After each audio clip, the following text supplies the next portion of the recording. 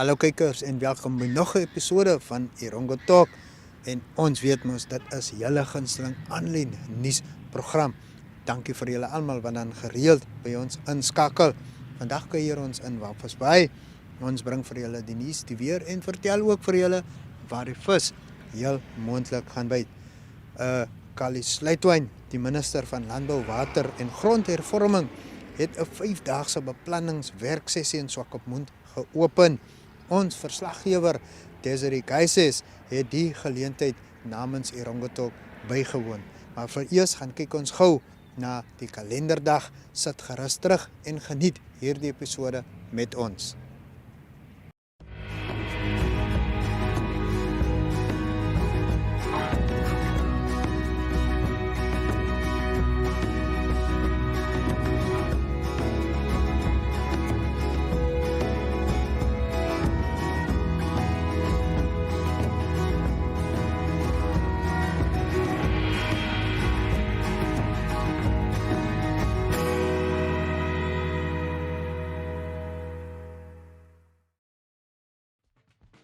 Welcome to My.NA Cars, your ultimate destination for everything automotive. I am your host, Diana Master. Teamwork makes the dream work, right? Discover the latest models, innovative technologies, and expert insights from our passionate hosts. Learn essential maintenance tips and get exclusive behind-the-scenes access to the automotive industry. Don't miss My.NA Cars on NTV every Thursday at 2100 hours. Tune in and ignite your passion for automobiles.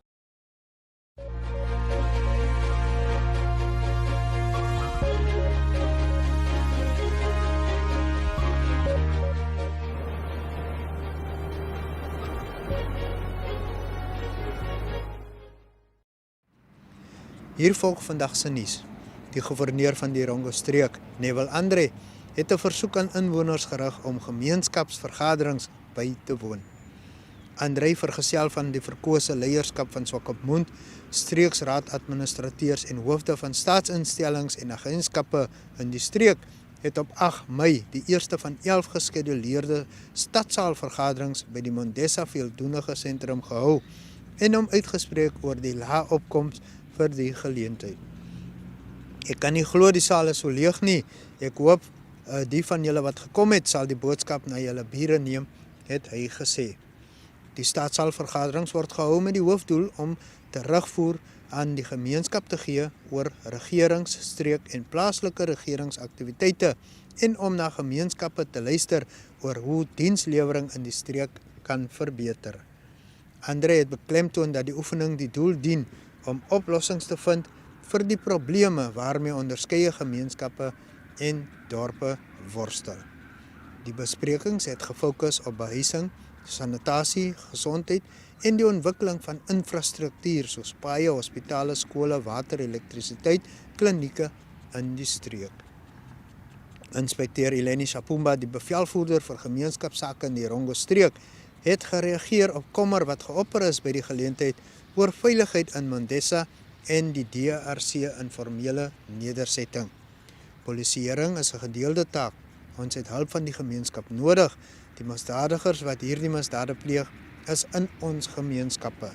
En die deel van inligting kan 'n groot verskil maak, het hy gesê.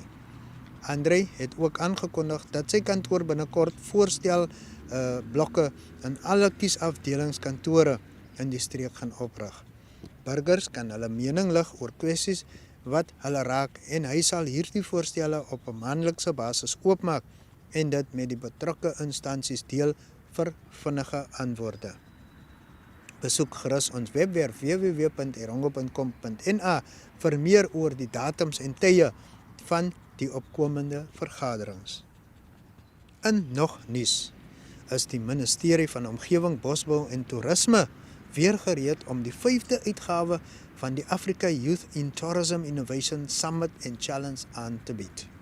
Die jongste uitgawe van die kontinentale geleentheid vind vanaf 30 Mei tot 2 Junie in Swakopmund plaas, soos aangekondig deur die media en bewusmaking subkomitee vir die beraad. Namibië, deur MEFT het sedert 2022 die bod gewen om die geleentheid vir 3 agtereenvolgende jare in samewerking met die Africa Tourism Partners, Suid-Afrika en die Verenigde Nasies se Wêreldtoerismeorganisasie aan te bied. Die beraad is oop vir alle belangstellende jeug, beginners en professionele persone in die toerisme, reis, gasvryheids, lugvaart, akademie, tegnologiese sektore en alle verwante industrieë om te verbind, betrokke te raak, te leer, te innoveer en te groei. Registrasie is gratis en belangstellendes word aangemoedig om so spoedig moontlik te registreer om deel te kan neem. Besoek gerus ons webwerf by www.erongo.com.na vir meer agtergrond oor die beraad.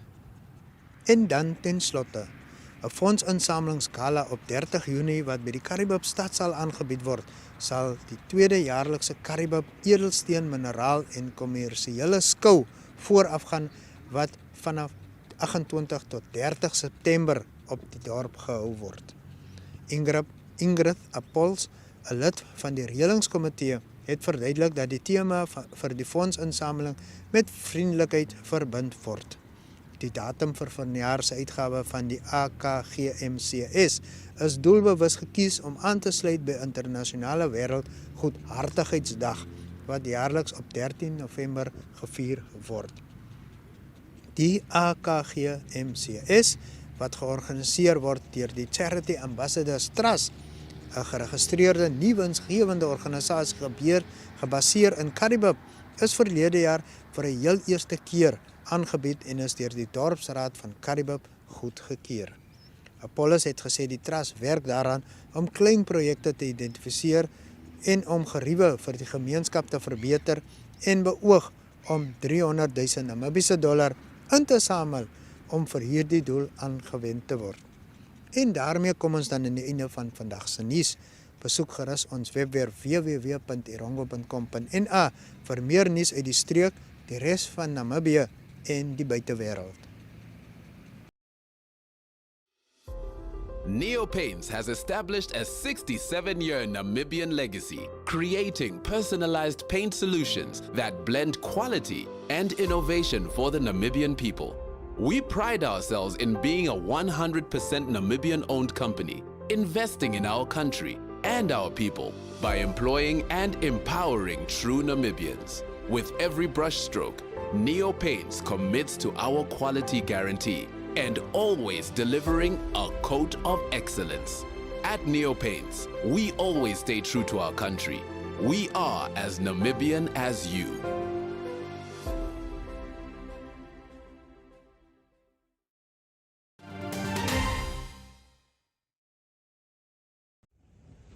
Our Deputy ED, Comrade Gulada, has said we are shining with the youth. I also try very hard to shine, that's why my hair is white.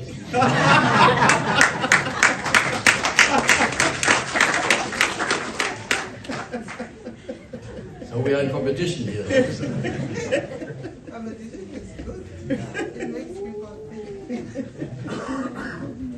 Well, let me firstly take this opportunity to thank the Honourable Governor, Honourable Neville Andre Itope, for hosting us in the region. Unfortunately, he cannot join us today because he has got other engagements, but I believe it is also important that we take these workshops into the regions because farming activities are all over the country. They are not only in the head office, and I'm happy that we can be here. I would have enjoyed to have him and his councillors here with us so that they have a feel of what we do, not only here but in the country. But so it is. We are hosted by him. We are grateful for his support. As I said, I want to thank our Executive Director, Madam Njakupi Hitmamata, for her introductory remarks and for organizing this critically important strategic annual planning workshop. Indeed, for setting up the scene for this workshop. We are in Swakopmund in a very misty place. Our job is to clear the mist and be transparent and clear in our vision.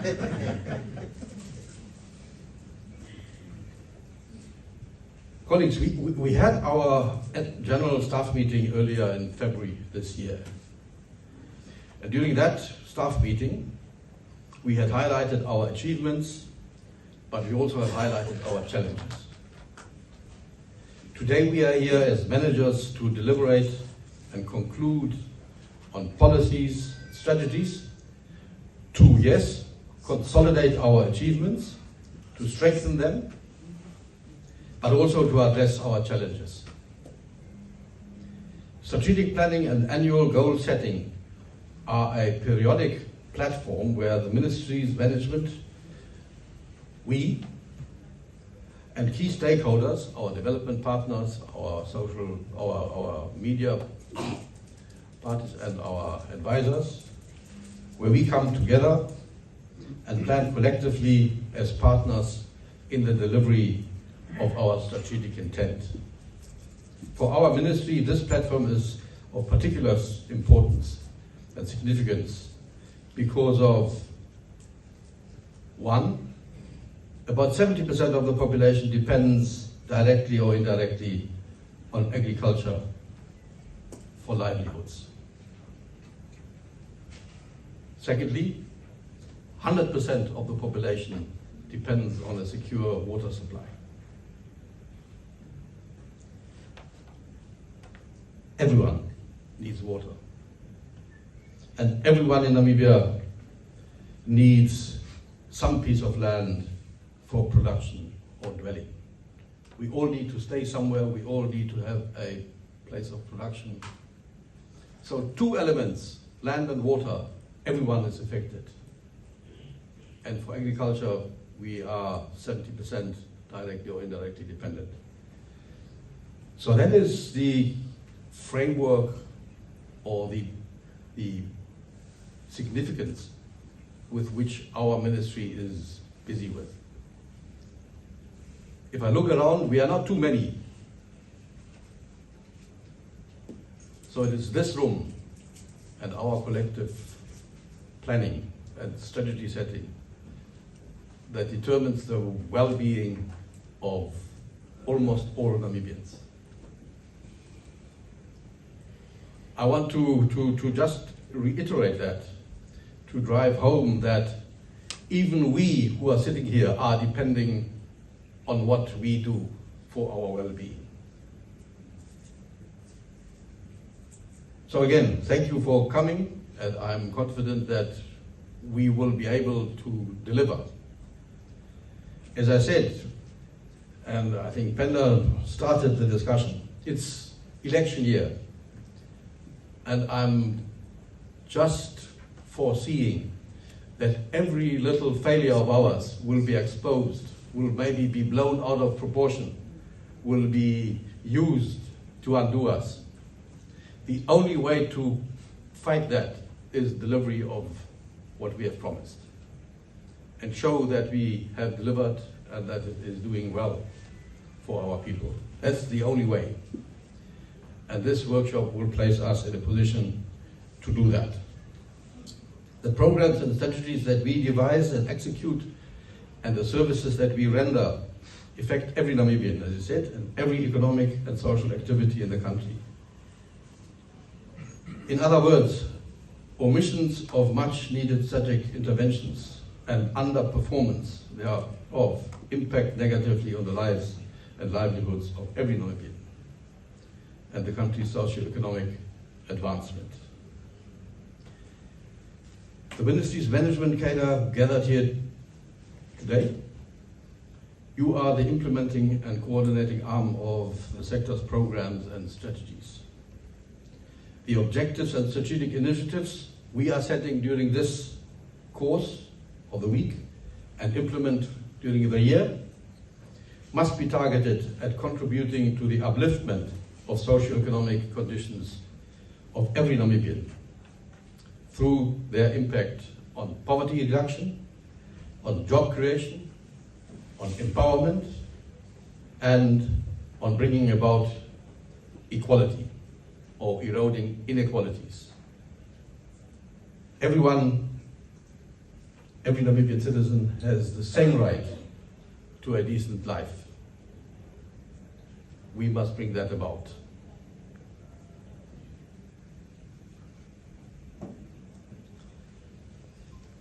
As you may recall, Cabinet, through a public service circular, number 6 of this year, directed offices, ministries and agencies and regional councils to contribute and continue the implementation of strategic plans for the 2017-18 to 2021-22 period. That is extended for another 3 years additionally, and that national planning, that NDP, is now extended to end at 24-25. This strategic plan is one component of the national plan, a very important one for agriculture, water and land reform that we need to contribute, and the outcome of that will be seen in the National Development Plan, its extension. As such, Cabinet has directed that the National Planning Commission, working in consultation with the Office of the Prime Minister, is extending NDP 5 cycle until 24-25 to enable the finalization of the next 6th National Development Plan, NDP 6, until then, thus ensuring that policy consistency and cohesion is continuous until the end of the extended NDP 5. The implied extension of the planning horizon affords us an opportunity not only to extend programs and strategy initiatives, but also to refine and realign them to emerging priority goals and resolutions and development constraints which have come to bear since then. And we can mention many. We had COVID, we had drought, and we again have a dry year. We had financial constraints, we had human resources constraints through freezing of positions. So there are many constraints that we live within, but that must not tell us we can stop development, we can stop delivery of services. We cannot.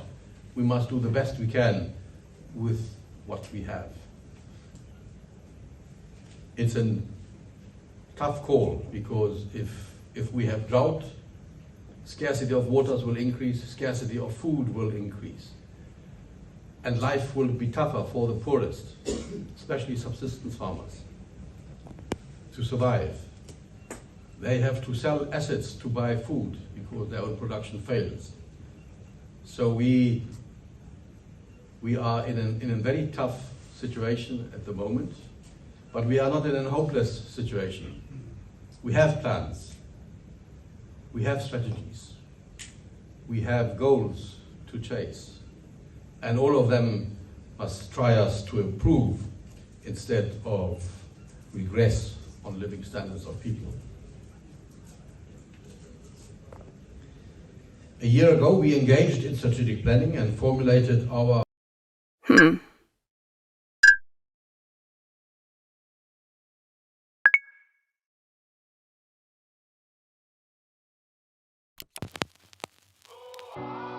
e-ticket, your online ticket solution for events and event marketing, bringing you ease of mind and making sure that your event gets out there.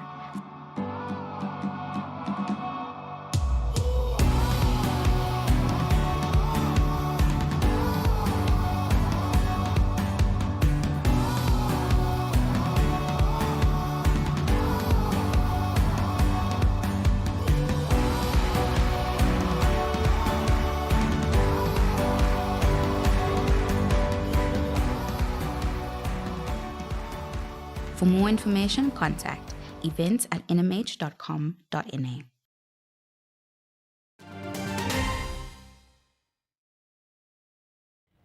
And now for your fishing report. The fishing was seriously slow during last week and increased somewhat towards the weekend. Piet van Zyl went fishing at Trappies. He was rewarded with some decent galjoen. On one cast, he even managed to land 2 nice-sized galjoen in one go. The anglers called this feed a banana. He used mussel as bait. Now here's a tip to catching galjoen. Try and find rougher swallow water and also try not to cast out too far. These fish are in shallow water where they seek refuge, and secondly, they can forage on the worms and mussels in these areas. It looks like galjoen was the fish that was mostly on the bite this past week, with lots of reports of this species being landed all along our shores.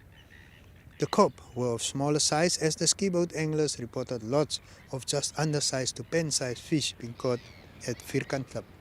The ski boats that went further north to mile 6, mile 8 and mile 14 landed some bigger sized kop. The shark anglers were also not to be outdone, with areas such as mile 3, mile 7, mile 11 providing lots of spotted gully sharks and quite a few cow sharks. The bait used for sharks is mostly heads of various fish species like mackerel, mullet, galjoen and kop. The water is pretty cold, around 13 to 15 degrees. Sven Welzig went fishing at mile 11 when his rod doubled over. The fight was on. Sven said he could feel by the speed of the fish and the head shakes that it was not a shark on his hook. After a few nervous, adrenaline-filled minutes, a huge garrick lay on the beach. His smile said it all. These fish can reach up to 1.5 meters in length and more than 30 kilograms in weight. They inhabit the coastal wave zone where they form small shoals to hunt other smaller fish, favoring mullets. After a quick photo, the fish was released to fight another day. Quite an amazing catch considering the cold water. The conditions for the week looks favorable, but the weekend looked like the wind and swell will pick up.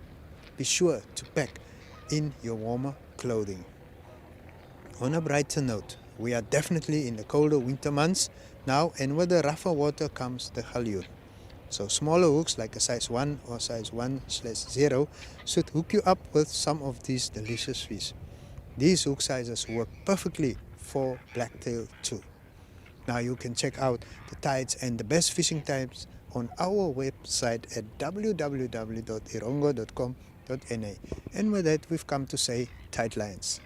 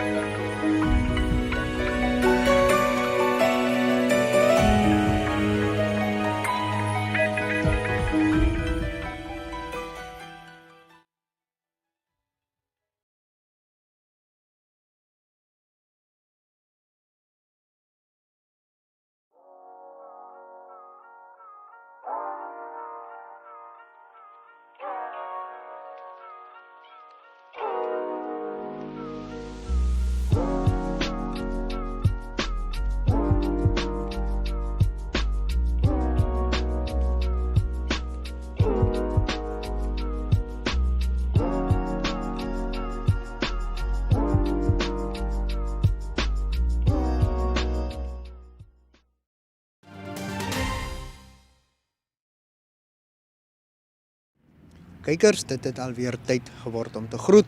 Onthou ons is dagliks op DStv kanaal 285 of GoTV kanaal 25 te sien om 7 uur. Julle kan ook 'n groot verskeidenheid van programme op ons NMH aanlyn TV kanaal oneup2.com geniet. Kry toegang tot meer nuus en ander stories op ons webwerf by www.erongo.com.na. Volg ons gerus op Facebook en raak deel van ons aanlyn familie. Nou vir jou advertensiebehoeftes, kontak ons op erongotalk@synergy.com.na of stuur vir ons 'n WhatsApp of Telegram na 0817000040. En dan Rock and Roll Namibia bring die heuwels fantasties en vir Joe Black na Windhoek vir 'n musiekkonsert op die 27ste Mei. Kaartjies is nou reeds beskikbaar by eticket.my.na. Gaan kry gerus jou kaartjie vir daai musiekfees en dan groet ons vereers.